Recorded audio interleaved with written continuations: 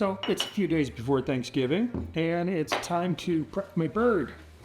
Yeah, a couple of days in advance. A few years ago, I went down a rabbit hole of trying to figure out how to prepare a bird the way I wanted it done. A couple of criteria. One, it had to cook pretty quick. Two, it had to have crispy skin. And three, it had to be flavorful. Not dried out, not spongy, not bland. Some flavor in it. So there were a couple of things I knew already that got me on my journey, and so the searching was pretty easy. Relatively easy. There's a million suggestions out there. Here's another one. So for crispy skin, you need dry skin. It can't be sitting in juices, marinating, because that just makes everything chewy. That's not good. So a dry brine is the way to go. And also having it sit in a refrigerator for a couple of days actually helps that drying process, because the refrigerator itself is a low moisture environment. Another thing I needed was to make sure that it didn't cook in 5 or 6 hours. I wanted something a lot faster. And that meant a flat bird with no cavity. See, the cavity prevents the heat from hitting the meat from both sides. It's basically a thick piece of meat instead of a thin piece of meat, like a steak. Think of a roast versus steak. So to make a thin bird, there's two things you can do. One, you can spatchcock it, which basically means you break the keel bone, you remove the spine, and you lay it out, and it's done. For me, that wasn't perfect because I had all the bones underneath. All those bones, especially when you went to carve it, they were in the way and causing a mess and just adding a little more frustration to the moment you're trying to get everything on the table, which, of course, is going to be behind schedule, and everyone's going to be really hungry and wondering why you're dicking around with some bones. So for me, the solution was to debone the entire bird. One of the great benefits is that the cooking time takes an hour and 15, depending on the size of your bird, obviously. But whatever you pull out of the oven, it all gets sliced up. It's easy peasy, drop it on the table, we're good to go. We don't have to worry about carving meat off of a bone. We don't have to worry about any of that stuff. It's fantastic. It makes the day so much easier because you're simply offloading the work effort a couple days in advance. So in today's exciting episode, I'm going to show you how I prepare my Thanksgiving dinner by deboning a bird and making the gravy. Of course, can't forget the gravy. So step one, make sure your knife is sharp. Only takes a couple of seconds, and it's going to make everything really easy. You'll need 2 large cookie trays, and you want to make sure they fit in your fridge before you get started.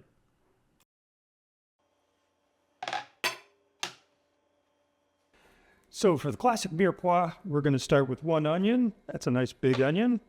We've got 2 carrots and about 3 chunks of celery here. This is the classic ratio where you've got 2 part onion to 1 part celery and 1 part carrot. That's about where it works out to be. We'll clean these up real quick, and then we'll give them a nice chop.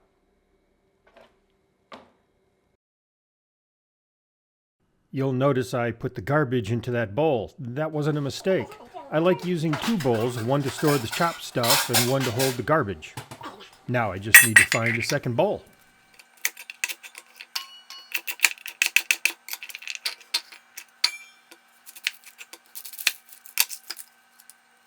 Some will add the outer onion skin to the mix, but I just like to give it a toss. One thing that is totally optional is to add a little color to the veg. Some will do it, some won't. Your call.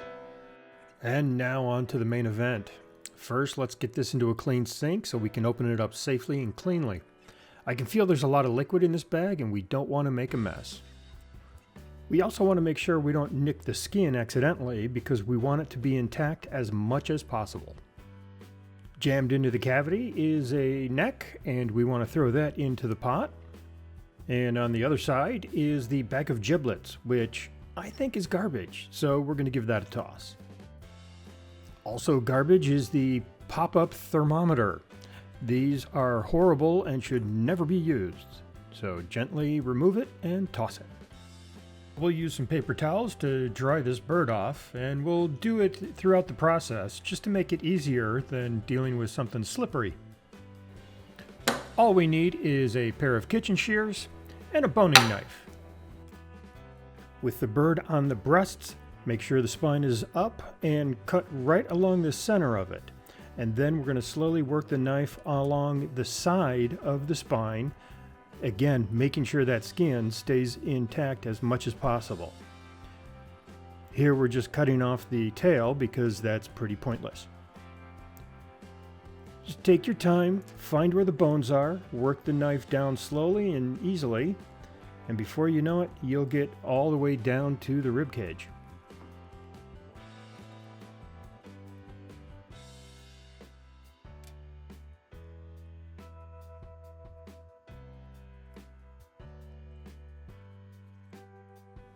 When you get to the joints, you can use the kitchen shears to pry the bones out of the socket. It makes quick work of it.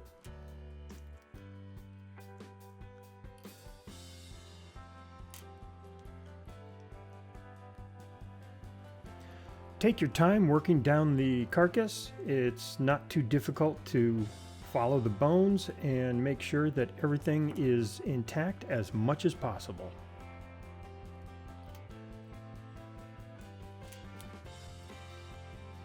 Once you've separated the wings and the thighs, you can make sure that the carcass is clean on one side and proceed to the other. We'll skip ahead a little bit here, and I removed the backbone here just to make it a little easier to work the rest of the process. There is that plastic holder that you remove, but otherwise everything goes into the pot. And with that out of the way, it's much easier to work on removing the keel bone and the wishbone.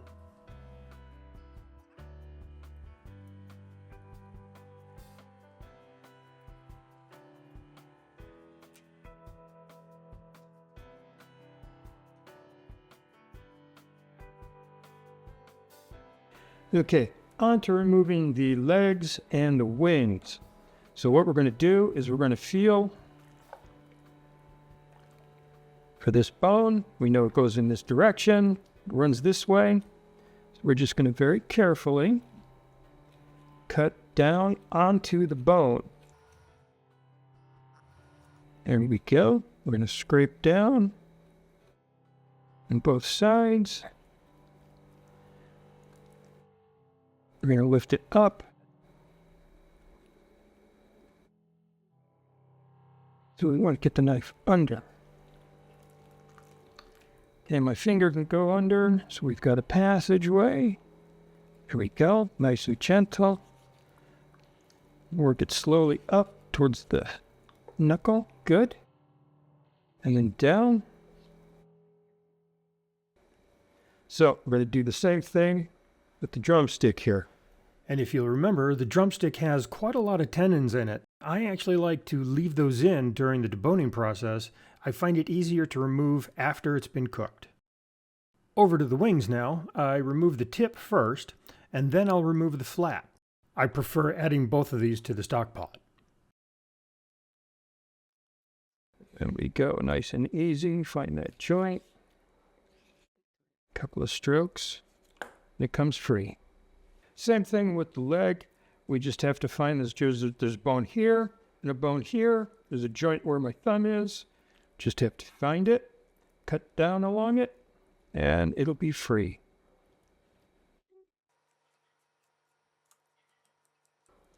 One thing to point out is that all the cuts I'm making in the skin are all on the same side of the bird. I'm only cutting out the back. I'm not cutting on the sides, which are actually here, and I'm certainly not cutting on the breast part, which is on the bottom side now. I want all my cuts on the same area so that it lays out nice and flat when everything is said and done. And just like the leg bones, work your way around these. Be gentle with that skin. We want it intact as much as possible. Now, with all the bones removed, lay this out flat and check for any little bits of cartilage or chunks of fat that we want to remove.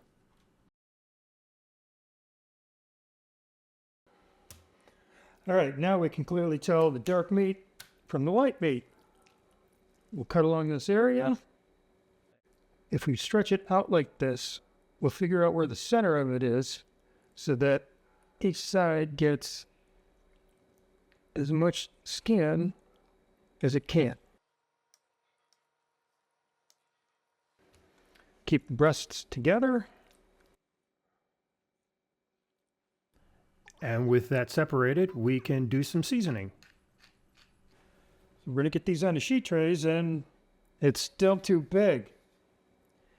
It would appear a 23-pound bird may not be perfect for the home kitchen. So we've got 3 jars in the corner here so that it forms a triangle, which looks familiar, doesn't it? So we can stack them. There's space in between for airflow. They're going to be in the refrigerator for the next 36, 48 hours. And we'll make sure this is all covered up and only the skin is exposed and that the meat is covered. And I guess we'll be back. Once that's tucked away into the fridge, we turn our attention back to the stock pot, where we combine everything and fill it to the top with water. And we're going to add about 2 dozen peppercorns, some sage, some thyme, some parsley, and a nice sprig of rosemary from the garden. This will then simmer for 3 to 4 hours at least. Now, after 4 hours of simmering, those bones have given up all the flavor and collagen they have in them, so it's time to strain it out. Now, I don't have the luxury of a bigger pot and a big colander to help me remove all this stuff, so I got to do it a little slow here.